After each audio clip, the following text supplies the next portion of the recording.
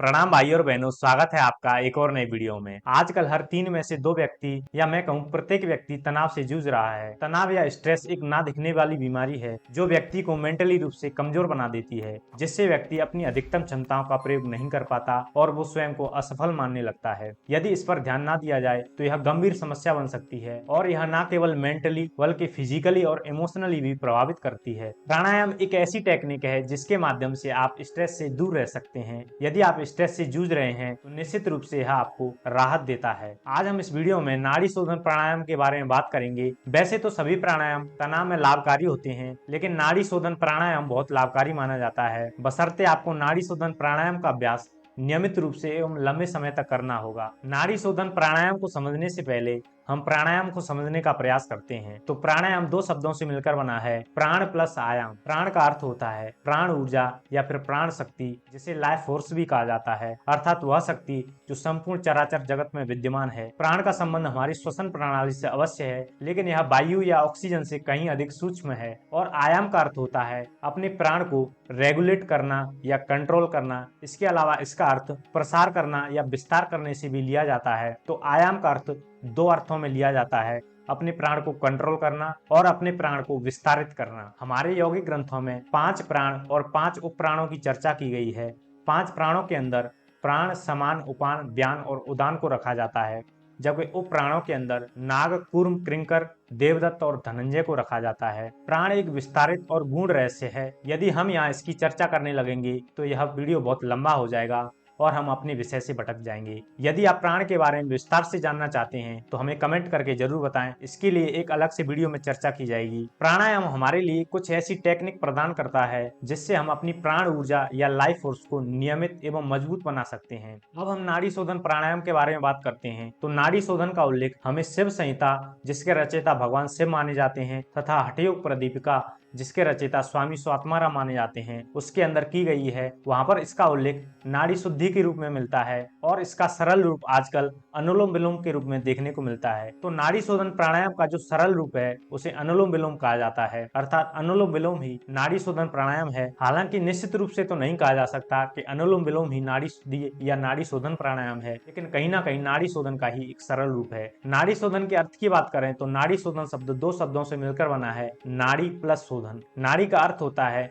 नस या मार्ग, अर्थात ऐसा मार्ग जिससे हमारी प्राण ऊर्जा या प्राण शक्ति प्रवाहित होती है। और शोधन का अर्थ होता है शुद्धिकरण, अर्थात ऐसा प्राणायाम जिससे हमारी नसों का शुद्धिकरण होता है, उसे नाड़ी शोधन प्राणायाम कहा जाता है। हमारे यौगिक ग्रंथों की बात करें तो भगवान शिव संहिता में 3,50,000 नाड़ियों की बात करते हैं। इसके अलावा अन्य यौगिक ग्रंथों में भी 72,000 नस नाड़ियों का उल्लेख मिलता है, लेकिन इन सभी में से 10 नाड़ियां और 10 नाड़ियों में भी 3 नाड़ियां प्रमुख मानी जाती हैं। वे निम्न हैं, ईडा, पिंगला और सुषुम्ना। प्राणायाम का उद्देश्य सुषुम्ना के अंदर प्राण को प्रभावित करना होता है। सुषुम्ना नाड़ी हमारे शरीर के मध्य भाग में स्थित होती है, अर्थात हमारे मेरुदंड के समांतर स्थित होती है। इसके अलावा जो ईडा है वो हमारे शरीर के बाएं हिस्से और पिंगला हमारे शरीर के दाएं हिस्से में स्थित होती है। फिर से यदि हम नाड़ियों के बारे में बात करेंगे तो विषय से भटक जाएंगे, इसके लिए मैं एक अलग से वीडियो बना दूंगा। मैं आपको यहाँ पर एक महत्वपूर्ण जानकारी देना चाहूंगा कि जितनी भी प्राणायाम है उनके अंदर मुख्यतः 3 क्रियाएं देखने को मिलती हैं। पहली है पूरक या श्वास को अंदर भरना,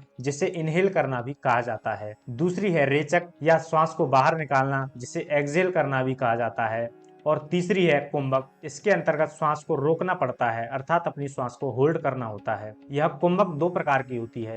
पहली होती अंतर कुंभक, जिसके अंदर हम श्वास को अंदर लेकर अंदर ही रोकते हैं। दूसरी है बाह्य कुंभक। बाह्य कुंभक के अंदर हम अपनी श्वास को बाहर निकालते हैं और बाहर ही रोकते हैं। तो इस प्रकार से 3 क्रियाओं का प्रयोग प्राणायाम के अंदर किया जाता है। अब हम नाड़ी शोधन के अभ्यास के बारे में बात करते हैं। तो अभ्यास के अंतर्गत मैं आपको 2 अभ्यास बताऊंगा। पहले अभ्यास को आपको 15 दिन करने के बाद फिर दूसरे अभ्यास को करना है। दूसरे अभ्यास को आपको कम से कम 2 महीने तक जरूर करना है। अभ्यास के लिए आपको इस प्रकार से किसी भी ध्यानात्मक आसन में बैठ जाना है। आप पद्मासन, सिद्धासन, अर्ध पद्मासन, सुखासन इत्यादि में बैठ सकते हैं। ऐसे लोग जो इन आसनों में नहीं बैठ सकते वे चेयर पर या दीवार के सहारे भी बैठ सकते हैं। अब आपको इस प्रकार से बैठते हुए अपने बाएं हाथ को अपने बाएं घुटने पर चिन्ह या फिर ज्ञान मुद्रा में इस प्रकार से रखना है और अपने दाएं हाथ से नासाग्र मुद्रा बनाते हुए अपने इंडेक्स फिंगर और मिडिल फिंगर को इस प्रकार से भूमध्य के मध्य में रखेंगे। यहाँ पर नासाग्र मुद्रा बनाने के लिए आपको अपनी इंडेक्स फिंगर और मिडिल फिंगर को इस प्रकार से रखना है और अपने अंगूठे और रिंग फिंगर को इस प्रकार से आगे की ओर रखें। अंगूठे और रिंग फिंगर का प्रयोग हम अपनी नाक को बंद करने के लिए करेंगे और लिटिल फिंगर बिल्कुल ही फ्री रहेगी। इस प्रकार नासाग्र मुद्रा बनाकर अपने भूमध्य के मध्य में इस प्रकार से रखेंगे कि आपका जो अंगूठा है और रिंग फिंगर है वो आपकी दाईं और बाईं नोस्ट्रल पर इस प्रकार से एडजस्ट हो जाएगी। इसके लिए आपको किसी भी प्रकार का जोर नहीं लगाना है और अपने अंगूठे और रिंग फिंगर को अपनी नाक पर सहजता के साथ रखना है। अब आंखों को बंद करेंगे और शरीर को रिलैक्स कर देंगे।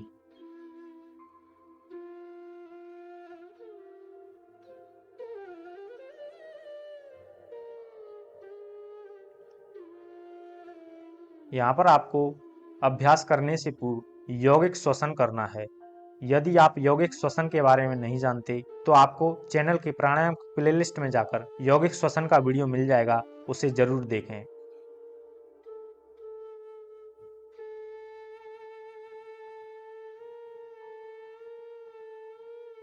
इस प्रकार थोड़ी देर यौगिक श्वसन करने के बाद यहाँ पर आपको कुछ देर अपने बाद अंगूठे से यौगिक श्वसन अपनी करने बाईं के बाद नासिका को बंद करना अपनी है दाईं नासिका और को दाईं बंद नासिका करते से हुए 5 बाईं बार नासिका से इनहेल व 5 एक्सहेल बार करना है। इनहेल और एक्सहेल करेंगे। यहाँ पर आपको किसी भी प्रकार का जोर नहीं लगाना है, बड़ी सहजता के साथ ही इनहेल और एक्सहेल करेंगी। दाईं नासिका को बंद करते हुए धीरे से इनहेल करेंगे।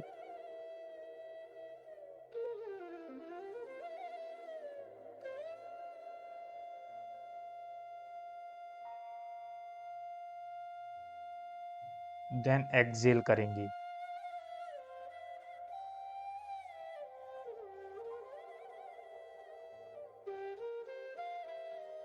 इनहेल करेंगे।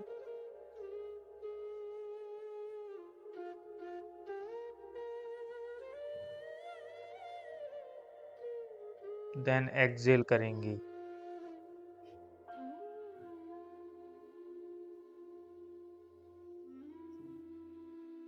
इनहेल।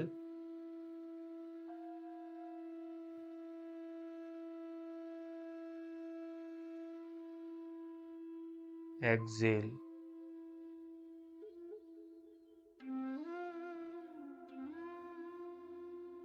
इनहेल।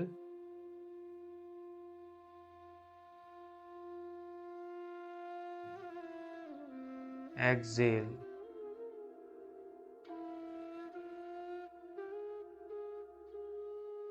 इनहेल।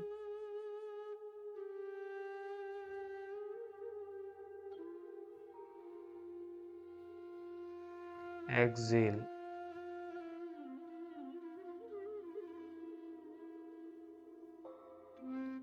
इस प्रकार 5 बार करने के बाद अपनी बाईं नासिका को रिंग फिंगर से बंद करेंगे और अपनी दाईं नासिका से अंगूठे को हटाते हुए 5 बार इनहेल एक्सहेल करेंगे। धीरे से इनहेल करेंगे।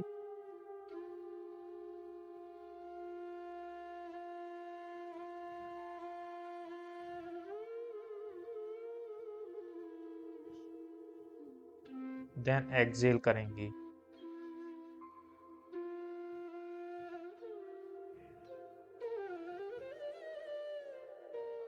इनहेल।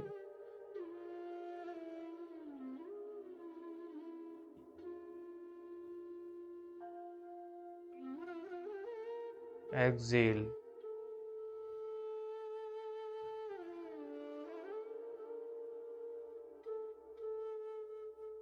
इनहेल।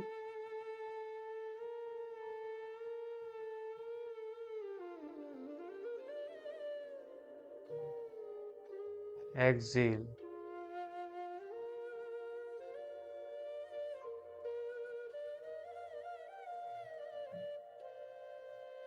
इनहेल।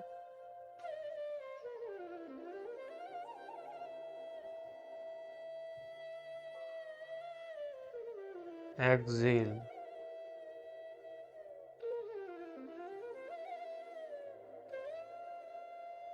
इनहेल।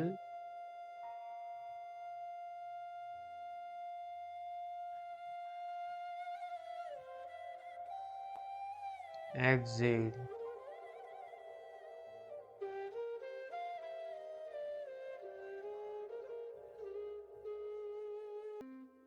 यह एक चक्र पूरा हुआ है। आपको इस प्रकार के 5 चक्र करने हैं और आपको इसका अभ्यास कम से कम 15 दिन तक जरूर करना है। फिर अब हम दूसरे अभ्यास की ओर बढ़ते हैं। दूसरे अभ्यास को आपको निश्चित रूप से 15 दिन बाद ही करना है, तभी आपको पूर्ण लाभ प्राप्त होगा। दूसरे अभ्यास के अंतर्गत हम अपनी जो इनहेल और एक्सहेल के अंदर जो टाइम है उसको कंट्रोल करने का प्रयास करेंगे, अर्थात गिनती के अनुसार इनहेल करेंगे और गिनती के अनुसार ही एक्सहेल करेंगे। इसके अंतर्गत 2 अनुपात के अंदर इनहेल और एक्सहेल करेंगे, जिसमें पहला अनुपात है 1:1, अर्थात यदि आप 5 गिनने तक इनहेल करते हैं तो आपको 5 गिनने तक ही एक्सहेल करना होगा। इस प्रकार से आपको बढ़ाते हुए इस अनुपात को 12 तक ले जाना है। जैसे पहले आपने 5 में इनहेल किया और 5 में ही एक्सहेल किया, फिर धीरे धीरे बढ़ाएंगे, 6 में इनहेल किया और 6 में ही एक्सहेल किया, 7 में इनहेल किया और 7 में ही एक्सहेल किया। इस प्रकार आपको बढ़ाते हुए 12 तक ले जाना है, अर्थात 12 में इनहेल करेंगे और 12 में ही एक्सहेल करेंगे। तो इसके लिए अपने बाएं हाथ से चिन्ह मुद्रा और दाएं हाथ से नासाग्र मुद्रा बनाते हुए भूमध्य के मध्य में इस प्रकार से रखें और आंखों को बंद करते हुए पहले आपको दाईं नासिका को बंद करते हुए बाईं नासिका से 5 गिनने तक इनहेल करना है। इनहेल करेंगे,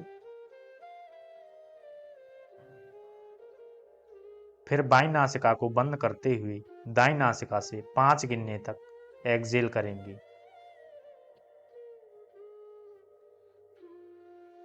फिर दाईं नासिका से ही 5 गिनने तक इनहेल करेंगे।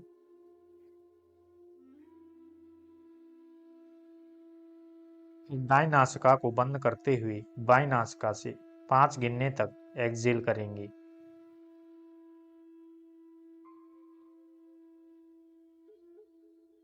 यह एक चक्र पूरा हुआ। इस प्रकार से आपको इसके 10 चक्र करने हैं। आपको किसी भी प्रकार की जल्दीबाजी नहीं करनी है। मैं आपको इसे फिर से समझाने का प्रयास करता हूँ। पहले आपको अपनी दाईं नासिका को बंद करते हुए बाईं नासिका से 5 गिनने तक इनहेल करना है। फिर बाईं नासिका को बंद करेंगे और दाईं नासिका से 5 में एक्सहेल करेंगे। फिर दाईं नासिका से ही इनहेल करेंगे 5 गिनने तक और फिर बाईं नासिका से एक्सहेल करेंगे। इस प्रकार से एक चक्र पूरा हुआ। यह आपको 10 चक्रों तक करना है। फिर इसको करने के बाद दूसरे अनुपात की ओर चलते हैं। दूसरे अनुपात के अंतर्गत आपको 1:2 के अंतर्गत अभ्यास करना है, अर्थात यदि आप 5 में इनहेल करते हैं तो आपको 10 में एक्सहेल करना है। यदि आप 6 में इनहेल करते हैं तो 12 में एक्सहेल करना है। 7 में इनहेल करते हैं तो 14 में एक्सहेल करना है। इस प्रकार से आपको बढ़ाते हुए 12 में इनहेल करना है और 24 में एक्सहेल करना है। इसके बाद कुंभक के साथ नाड़ी शोधन के अभ्यास के बारे में आगे वीडियो आएंगे, तो आप हमारे साथ नियमित रूप से जुड़े रहेंगे तो निश्चित रूप से आपको आशातीत फल प्राप्त होंगे। तो हम दूसरे अभ्यास के लिए पुनः नासाग्र मुद्रा बनाते हैं और अपनी आंखों को बंद करते हुए दाईं नासिका को बंद करेंगे और बाईं नासिका से 5 गिनने तक श्वास अंदर लेंगे।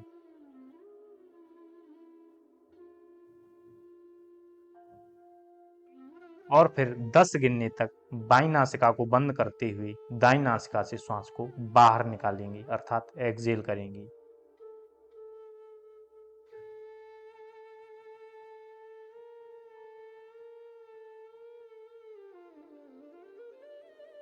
फिर दाईं नासिका से ही 5 गिनने तक श्वास को अंदर लेंगे, अर्थात इनहेल करेंगे।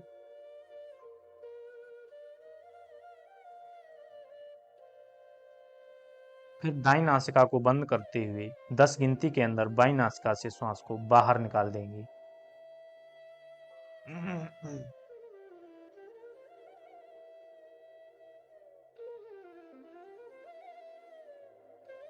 यह एक चक्र पूरा हुआ। आपको इसका अभ्यास 10 चक्रों तक करना है। यह नाड़ी शोधन प्राणायाम बिल्कुल बिगनर स्टेज से है। कई लोगों के मन में ये सवाल होता है कि हम प्राणायाम की शुरुआत कहाँ से करें, तो आप प्राणायाम की शुरुआत यहाँ से करें, अर्थात नाड़ी शोधन के जो बिल्कुल बेसिक लेवल के अभ्यास हैं उनसे करें। यदि आप नाड़ी शोधन का अभ्यास नियमित रूप से करते हैं और बताई गई विधि के साथ करते हैं तो यह ब्रेन और हृदय के साथ में एक लय स्थापित करेगा और आपको शांति का अनुभव देगा और निश्चित रूप से आपको तनाव से राहत देगा। नाड़ी शोधन का अभ्यास कोई भी व्यक्ति कभी भी कर सकता है, लेकिन बस इतना ध्यान रखा जाए कि खाना खाने के तुरंत बाद इसका अभ्यास ना किया जाए। यह आपकी सेहत के लिए अच्छा नहीं होता। अतः आपको खाना खाने के कम से कम 2 घंटे बाद इसका अभ्यास करना चाहिए। यहाँ पर आपको एक सावधानी बताना चाहूंगा कि जब भी आप इसके अंदर श्वसन करते हैं तो आपको श्वसन बिल्कुल ही सहज रूप से करना है। श्वसन करते समय आपके किसी भी प्रकार की आवाज नहीं आनी चाहिए और ना ही आपको किसी प्रकार का जोर लगाना है। तो भाइयों और बहनों, मैं आशा करता हूँ दी हुई जानकारी आपको समझ आई होगी। मिलते हैं किसी अगले वीडियो में,